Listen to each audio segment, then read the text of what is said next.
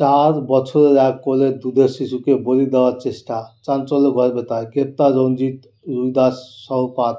থাকছে নির্মল বিশ্বাসের বিস্তারিত প্রতিবেদন। অমাবস্যা রাতে মূক ও বধির শিশুকে সিঁদুর মাখিয়ে তন্ত্র সাধনা। ৪ বছরের শিশুকে তন্ত্র সাধনার জেরে বলির পাঠা বানিয়ে মারার চেষ্টা। শিশুটিকে বাড়ি থেকে তুলে নিয়ে গিয়ে সিঁদুর মাখিয়ে তাকে হত্যার চক্রান্ত করেছিল প্রতিবেশী এক ব্যক্তি। এমনই এক অভিযোগ ঘিরে তীব্র চাঞ্চল্য গড়বেতায়। প্রাথমিক জিজ্ঞাসাবাদের জন্য কয়েকজনকে আটক করেছে পুলিশ। অভিযোগের জেরে প্রতিবেশী ওই ব্যক্তিসহ তার পরিবারের ৫ জনকে আটক করেছে পুলিশ। জানা যায়, ঘটনা পশ্চিম মেদিনীপুর জেলার গড়বেতার ৩ নং ব্লকের সাদ্দা গ্রামে। এক শিশুকে বাড়ি থেকে তুলে নিয়ে গিয়ে সিঁদুর মাখিয়ে তাকে হত্যার চক্রান্ত করেছিল প্রতিবেশী রঞ্জিত রুইদাস। আর ঠিক এই অভিযোগের ভিত্তিতে প্রতিবেশী ওই ব্যক্তি সহ তার পরিবারের ৫ জনকে আটক করেছে পুলিশ।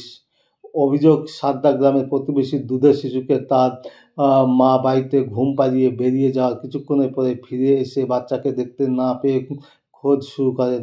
চারিদিকে খোঁজাখুঁজির পর এক ব্যক্তি দেখতে পান পাশের বাড়ির একটি বন্ধ ঘরের জানালাতে বাচ্চাটি বসে আছে, গোটা গায়ে সিঁদুর মাখা অবস্থায়। তড়িঘড়ি পরিবারের লোকজন গিয়ে বাচ্চাটিকে উদ্ধার করে নিয়ে আসে। আর তারপরে পরিবারের তরফে অভিযোগ তোলা হয় রঞ্জিত রুইদাসের উপর। উল্লেখ্য, বছরখানেক আগে থেকেই তন্ত্রবিদ্যা শিখছেন ওই অভিযুক্ত ব্যক্তি। বিগত বেশ কয়েক মাস ধরে ওই রঞ্জিত রুইদাসের উপর নজর রাখছিলেন প্রতিবেশীরা। বাচ্চাটির পরিবারের লোকজনের অভিযোগ এবং প্রতিবেশীদের ক্রমান্বয়ে অভিযোগের ভিত্তিতে রঞ্জিত রুইদাস সহ তার পরিবারের প্রায় ৫ জনকে তুলে নিয়ে যায় পুলিশ। পুরো ঘটনার তদন্ত শুরু করেছে। স্থানীয় বাসিন্দারা জানান, অল্পের জন্য রক্ষা পেয়েছে শিশুটি। দীর্ঘদিন ধরে তন্ত্র সাধনার সঙ্গে যুক্ত রয়েছে ওই ব্যক্তি। বেশ কিছুদিন ধরেই অভিযুক্ত যুবকের কার্যকলাপের উপর নজর রাখছিলেন স্থানীয়রা। পুলিশ জানিয়েছে, প্রাথমিক জিজ্ঞাসাবাদের পর অভিযুক্তকে গ্রেপ্তার করা হয়। বাকিতেও জিজ্ঞাসাবাদ করা হয়। এই ঘটনায় আর কেউ যুক্ত আছে কিনা তাও জানার চেষ্টা করছে। বিস্তারিত ভিডিও চিত্র নিউজ লাইভ। আপনার নাম? পল্লবী দাস।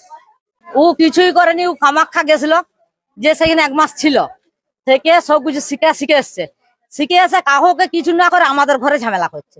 ওই কেমন করছে, আজকে টাকা চুরি হয়ে যাচ্ছে, কালকে জিনিস চুরি হয়ে যাচ্ছে, পরশু ছেলের ক্ষতি করছে। এই ছেলেটি কানে শুনতে পায়নি, এর কোমরের মাদলি খুলে নিচ্ছে।